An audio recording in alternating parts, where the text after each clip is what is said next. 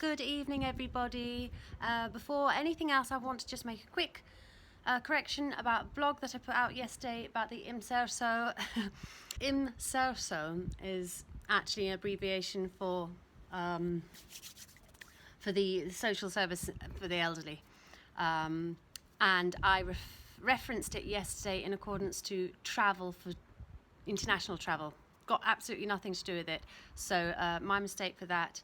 I blame my husband. I asked for the translation and he's Spanish and he couldn't give it. So as some of you guys will probably know, it is extremely difficult to get solid information on what's actually going on in this island. People all sort of vaguely know what's happening, but they generally know because of word of mouth. It's really quite difficult. I don't know whether anybody else finds this, but it's really difficult to find definite information. The only time you know for sure that something is definite is when you actually hear the police coming down the street with a massive loudspeaker telling you stay in your house and don't go out. But we haven't had any of those for a while, so all of us are a little bit unsure when this actually finishes. Okay, the official date at the moment for the end of the lockdown is the 26th of April. Okay, that information you can find. But various other sources are also saying don't expect it to finish on the 26th of April. It's probably going to carry on for longer. This was the only place that I could find that actually gave information on a possible extension to the lockdown. So it says clubs, tourist attractions, shopping malls and beaches are currently closed under the state of emergency. Yes, we all knew that. Which runs until April the 26th. Yes, we all knew that. And then may be extended further until May the 10th. Okay, now that was what I had heard on the grapevine. I will put this link on if anybody wants to have a look at that.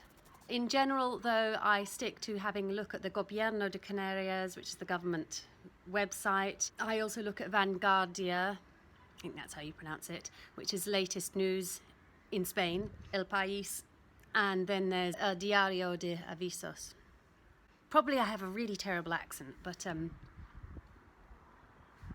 we can blame my husband for that too. I'll just give you a quick update on the statistics side of the virus. I know it's all getting a little bit boring now, but I'll tell you it anyway, just because why ever not. I know that you could be doing this yourself, guys, but I'm doing this to try and make it a bit easier because I know how difficult it is to find this information as a British speaker. I don't think actually it's any easier as a Spanish speaker because, like I said, my husband is a Spanish speaker and even he finds it difficult to find these things as well. So I know that I'm just sitting here and doing what you could be doing, but it's a lot easier said than done. I can sit here for hours looking for information and never find it and then randomly come across it. Okay, so these are the official statistics from today.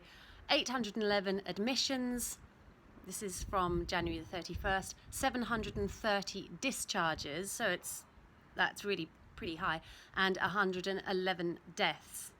See if you can work out what that percentage is of deaths and get back to me. I will be very impressed if you can work that out. So probably that's quite a small percent. All right then, my dears. Like I said, being on the island and knowing the right people is actually the most reliable way of finding out information. Sitting here and hearing the loudspeaker telling you what to do is more reliable than actually trying to find things on the internet. I hope I haven't insulted anybody by saying that. I don't mean that at all in a negative way, just in a way that I've observed. Right, I shall see you tomorrow. Good night. Oh, one little extra thing. I'm going to upload my live gig from yesterday. Thank you for those who came along. That was a lot of fun. It was just a half-an-hour gig, so I'm going to upload that as well on here so you can have a little sing-along to that. Right then, guys. Good night.